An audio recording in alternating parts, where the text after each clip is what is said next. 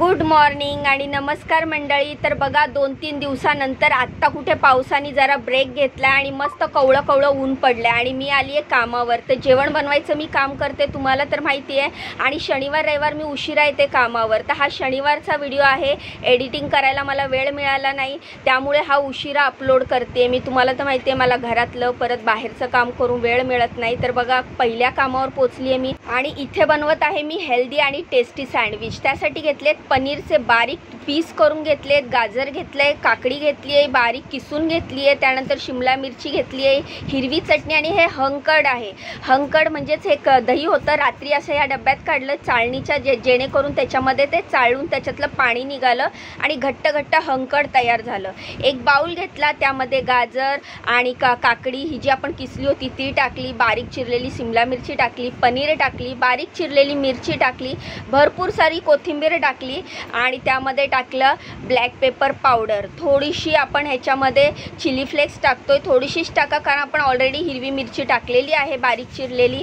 त्यानंतर ह्यामध्ये मीठ टाकलं आणि हे हंकड बघा खाली पाणी निघाले आणि हे 2 ते 3 चमचे मस्त हंकड टाकलेलं आहे आणि हे सगळं व्यवस्थित मिक्स करून घ्यायचं आहे आपल्याला। तर ही खूपच हेल्दी आणि टेस्टी आणि झटपट होणारी सँडविचची रेसिपी आहे। मुलांना टिफिनला नाश्त्याला पण देऊ शकतो आपण। तर हे टोस्टर काढलंय मी, टोस्टरला व्यवस्थित बटर लावून घेतलेला आहे। मी एकदाच बटर लावणार आहे कारण हे आपण हेल्दी रेसिपी बनवतोय, त्यामुळे बटरचा वगैरे वापर कमी करायचा आहे। तर मी ब्रेडला पण थोडंसं बटर आधी लावून घेतलेलं आहे, त्यानंतर हिरवी चटणी लावलेली आहे, ब्रेडच्या स्लाइस साईडचे कॉर्नर काढून टाकलेले आहेत आणि जेव्हा आपण त्या ब्रेडच्या स्लाइसवर बटर लावल्यानंतर हिरवी चटणी लावली आणि त्याच्यावर हे जे बॅटर बनवलं होतं आपण ते लावलं आणि हे मी टोस्ट करायला घेतलंय। तर हे पहिलं जे सँडविच बनवते हे विदाऊट चीज आहे। हे मॅडमना आवडतं विदाऊट चीज आणि ते चीज खात नाही म्हणून त्यांच्यासाठी हे विदाऊट चीज बनवलेलं आहे, पण सरांसाठी मी चीज घालून बनवणार आहे। तर सेम तशीच प्रोसिजर आहे, ब्रेडला आधी बटर लावलं, त्यानंतर हिरवी चटणी आणि त्यानंतर हे केलेलं बॅटर लावलंय, नंतर दुसऱ्या स्लाइसला मी ग्रीन चटणी लावून घेतली आहे। तोपर्यंत चेक केलं की पहिलं सँडविच झालेलं का नाही, कारण हे मॅडमचं सँडविच होतं विदाऊट चीजवालं।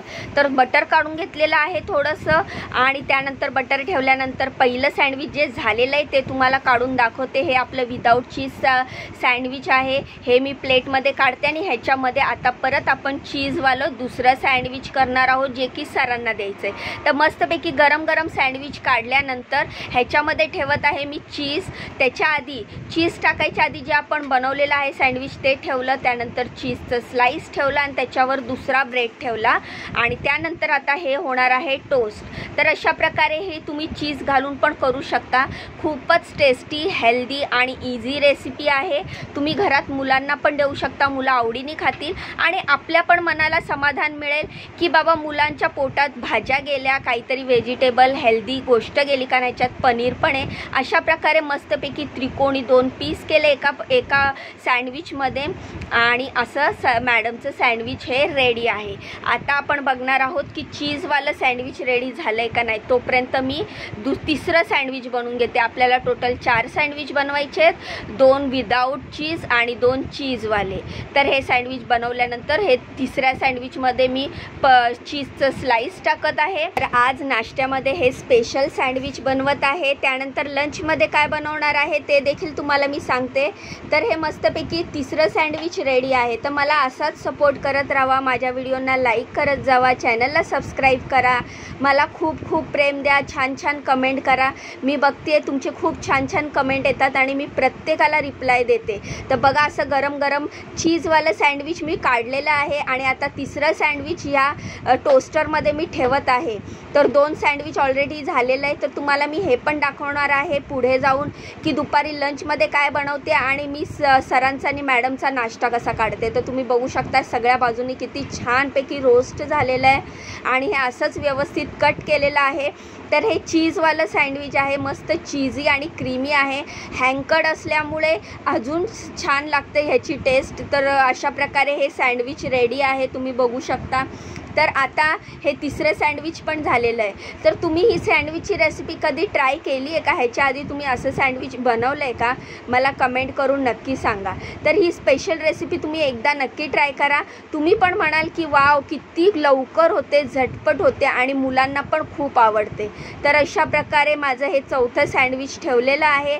पटापट सँडविचला कट मारलेले आहेत आणि मी नाश्त्याची प्लेट बनवायला घेणार आहे आता, कारण नाश्त्याचा वेळ झालेला आहे. हे माझं पहिलंच काम आहे. आधी किचन क्लीन करून घेतला, कारण नाश्त्याची प्लेट बनवायच्या आधी किचन क्लीन करायला पाहिजे. आणि हे दुपारच्या लंचसाठी मिक्सरच्या भांड्यामध्ये लसूण, अद्रक आणि मिरच्या, जिरं टाकलेलं आहे. चौथा आणि शेवटचं सँडविच झालेलं आहे. ह्या सँडविचमध्ये जी फिलिंग आपण टाकतोय व्हेजिटेबल्स, पनीरची, ती भरपूर भरून टाका, कारण की त्यामुळे काय होईल ना, हे खूपच हेल्दी आहे आणि लागेल, खूप टेस्टी पण लागेल. तर अशा प्रकारे ट्रे घेतला आहे. ट्रेमध्ये पहिल्या बाउलमध्ये काढलेली आहे हिरवी चटणी. 2 प्लेट्स ठेवल्या आहेत. या प्लेट्समध्ये सँडविच ठेवलेले आहेत. हे आहे विदाऊट चीज सँडविच आणि ह्या बाजूचे आहेत ते चीजवाले सँडविच. तर मॅडमचं आणि सरांचं प्लेट रेडी आहे नाश्त्याचं.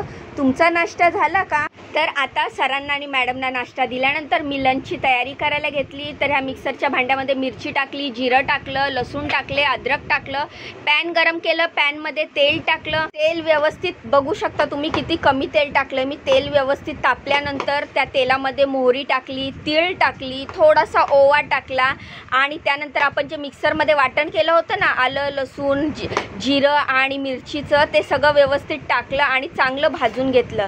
तर तुम्हाला आत्तापर्यंत ही रेसिपी कळलीच असेल की मी काय बनवते लंचमध्ये. तर हळद टाकलेली आहे मी त्यानंतर. तर आपण बनवत आहोत आलू परोठे. तर हळद टाकल्यानंतर धणा पावडर टाकलेली आहे, थोडासा गरम मसाला टाकायचा आहे आणि हे व्यवस्थित मी गॅस बंद केला आहे, कारण तुम्हाला तर माहिती आहे की आपण असं गरम गॅसवर मसाले टाकायला घेतले ना कमी तेलात की भांड्याला चिटकणार आणि मसाले जळणार. तर गॅस बंद आहे. आता मी गॅस पेटवणार आहे बटाटे टाकल्यानंतर. त्यानंतर हे स्मॅश केलेले बटाटे टाकते. वरून टाकणार आहे मीठ, आमचूर पावडर आणि धणा पावडर आणि गरम मसाला तर आपण ऑलरेडी टाकलेला आहे. हळद पण आपण टाकलेली आहे, पण आमचूर पावडर आणि मीठ आपण नंतरनं टाकणार आहोत. आणि हे बॅटर आपण व्यवस्थित मिक्स करणार आहोत.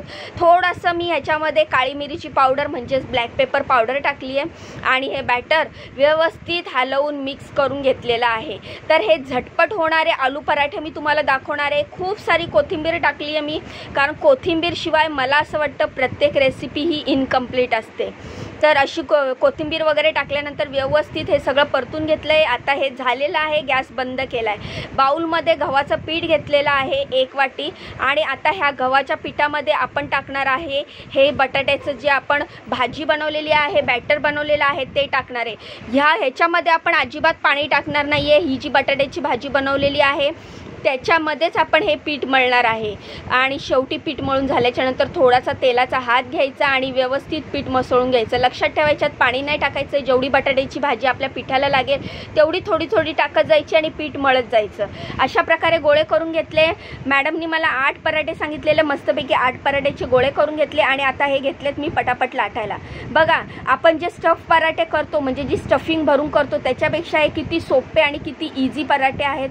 अगदी तुम्ही अर्धा तासात करू शकता आणि जर बटाटे उकडलेले असतील तर अजून कमी वेळ. आणि हे आलू पराठे तुम्हाला लाटायला पण सोपे असतात. चपातीसारखे तुम्हाला पातळ पण लाटता येतात. आणि पातळ आणि झटपट होणारे जर आलू पराठे खायचे असतील तर डायरेक्ट पीठ घ्या, त्याच्यामध्ये मस्तपैकी भाजी परतून घ्या. पण परतलेल्या भाजीला मस्त चव येते.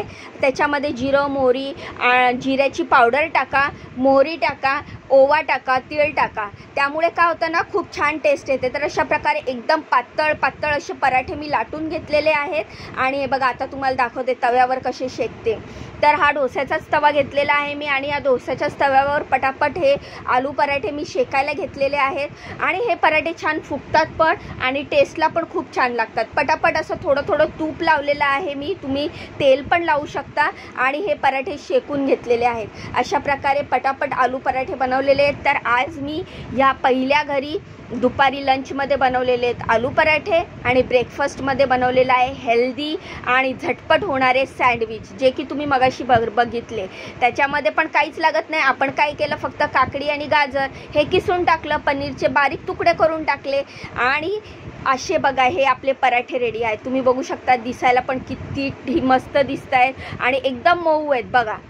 एकदम मऊ गोल गरगरीत आणि असे पातळ असे मस्तपैकी आलूचे पराठे रेडी आहेत। सरांनी मला सांगितलं की हे पराठे त्यांना खूप आवडले। अशा प्रकारे पराठे रेडी आहेत आणि माझं इकडचं पहिलं काम झालेलं आहे। तर तुम्ही बघू शकता पहिलं काम झाल्याच्या नंतर मी आले दुसऱ्या कामावर। तर इकडेच मला 1.5 ते 2 तास लागून गेला, त्यामुळे मी आता खूप वैतागलेली आहे। दुसऱ्या कामावर जायला उशीर झाला आहे। खरं तर खूप कंटाळा आला आहे, घरी पण जायचं आहे, पण आता जावंच लागणार म्हणून व्हिडिओमध्ये थोडंसं तोंड वेडावाकडे केलं, एक्सप्रेशन दिलं आणि आता आली आहे मी दुसऱ्या कामावर। दुसऱ्या कामावर पोचल्यावर इकडे बनवलेली आहे मस्तपैकी बीन्सची भाजी। ओल्या नारळाचा कीस घालून ही बीन्सची भाजी बनवलेली आहे। त्यामध्ये मस्तपैकी भरपूर कोथिंबीर टाकलेली आहे आणि सुक्की अशी बीन्सची भाजी केलेली आहे कांदा घालून।